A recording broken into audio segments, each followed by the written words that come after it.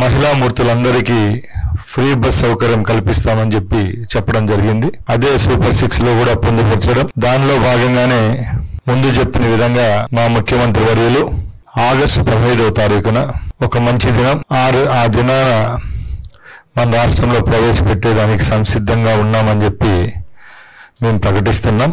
దానిలో భాగంగానే ఈరోజు 3 మంత్రులు కలిపి ఒక బృందంగా ఏర్పాటై గత జనవరిన ఏదైతే కర్ణాటక రాష్ట్రంకి వెళ్ళామో అక్కడ ఆ రాష్ట్రంలో ఇంప్లిమెంట్ జరుగుతున్న తీరును, అలాగే తమిళనాడు, తెలంగాణలో కూడా పనితీరును ఒకసారి గమనించి అక్కడున్న లోపాలు, అలాగే ఏ విధమైన సంస్కరణలు చేపడితే మన రాష్ట్రంలో కూడా ఈ కార్యక్రమాన్ని దిగ్విజయంగా పూర్తి చేస్తామో అదేవిధంగా పొందుపరిచిన డాక్యుమెంట్ను ఈరోజు మా అధికారులతో సమీక్షలో పొందుపరిచి ఇక్కడ సమావేశం కూడా జరుపుకోవడం జరిగింది.